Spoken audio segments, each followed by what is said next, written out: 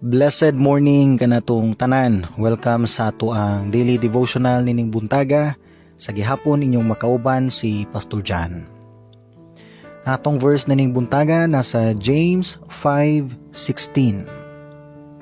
Therefore, confess your sins to one another and pray for one another that you may be healed. The prayer of a righteous person has great power as it is working. Ang Ginoo magapanalangin sa iyahang mga pulong. 6 things you need to say to someone before it's too late. Number 2, I'm sorry. Isa sa mga lisod isulti sa usa ka tawo mao ang pagpangayo og pasaylo sa mga sala nga nabuhat nato niya. Gani isa sa mga reasons kung nganong naay guilt sa atuang kasing-kasing tungod na usahay sa mga sala nga wala pa nato na pangayon og pasaylo sa usa ka tawo. Isa tuod ni sa mga lisod kayo buhaton, pero isa pud ni sa pinaka-powerful nga attitude sa usa ka tawo. Ug mao ni ang mga benefits nini nga klase sa kinaiya sa ato ang kinabuhi. Number 1, ang pagpangayog pasaylo mao ni mohatag og healing sa ato ang emotion.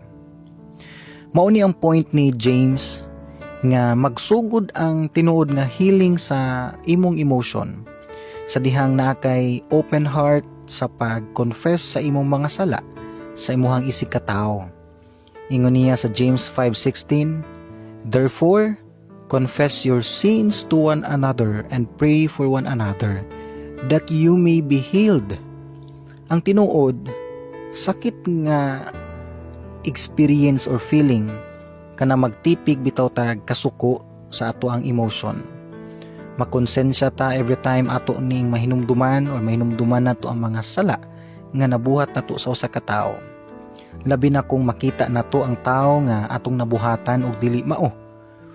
Dili man siguro nato totally mabalik ang pagsalig sa usa ka tawo dinhi nato. Pero ang usa ka kinasing-kasing nga pagpangayo og pasaylo, usa ka dako kayo nga tambal sa nasamdan nga emotion. Gani, daghan sa mga relationships ang na-reconcile tungod sa pulong kinasing-kasing nga pag-ingon, pasaylo ako. Nagtuo ko nga kung naalang tay kasing-kasing pod nga anda mo paubos ug modawat sa atong mga sala ug mangayo sa tinuod nga pagpasaylo, walay problema nga lisod sulbaron. Atong hinumduman nga kung admitted nato nga nakahimo tag sala sa usa ka tawo, nya dili ta kahimo sa pagpangayog pasaylo, usa ka na ka-attitude sa pride. Ug hinumdumi nga destructive kaayo ang pride, garbo sa atong kasing-kasing.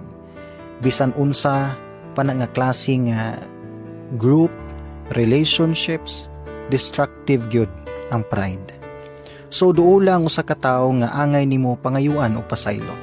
Nasayod ko nga walay gahi nga kasing-kasing nga dili makapasaylo nimo kung sa tinud-anay ka mo duol niya, mopaubos imong kagulingon, mohimog effort sa kinasing-kasing nga pagpangayo og pasaylo. Number 2, ang pagpangayog pasaylo mao nimo tukod pagbalik sa respeto sa tawo diha nimo. Isa sa mga lisod tukuron pagbalik sa imuhang kinabuhi mao ang pagsalig sa tao diha nimo. Dali kayo gubaon ang pagsalig sa tao dinhi nato, pero dugay kayo ni tukuron. Pinagi sa atong mga sala o dili maayo nga mga testimony nga nabuhat ngadto sa ubang tao, makapaubos dayon kini sa ilang pagtan-aw dinhi nato. Pero isa sa mga makapabalik o ginahinay sa ilang respeto nato kung nakahimo tagsala ngadto nila maong atong pagpaubos, pagpangayo ug tinud-anay nga pagpasaylo. Hinumdumi nga the more ta mopalayo sa usa ka tawo tungod sa atong mga sala, the more lang nato ginapa-worst o ginapagrabe ang situation sa tan-aw sa tawo dinhi nato. Dili man siguro diha dayon mabalik ang ilang pagsalig nimo, pero pinaagi sa usa ka tinud-anay nga pagpangayo nimo pasaylo ngadto kanila. At least nasayod ko nga hinihinay nila makita ang respeto pod para nimo. Kung una, nipakita ka og respeto sa usa ka tawo, suklian pud niya og mas taas pa nga respeto diha nimo. Depende lang sa level sa respect nga imong gipakita ngadto kaniya. Ang Bible po nag-ingon nga responsible ta mo pasaylo sa usa ka tawo nga tinud-anay nga nangayo na og pasaylo dinhi nato. Ingon ang Luke 17:3, pay attention to yourselves. If your brother sins, rebuke him, and if he repents, forgive him. Ang pagpasaylo nimo sa usa ka tawo, wala ni pasabot nga nibalik na ang imuhang pagsalig niya. Kung dili maupod ni ang pagtabang nimo sa pagpaubos sa kasuko nga imong na-feel sa usa ka tawo ug pagtan-aw og respeto sa iyang effort sa pagduol nimo. Ang tinuod man gud, responsible ta mo pasaylo sa usa ka tawo ug mangayo og pasaylo pod ngadto sa mga tawo nga nahimuan nato og sala. Usa ni ka dili pwede buwagon nga attitude sa usa ka tawo.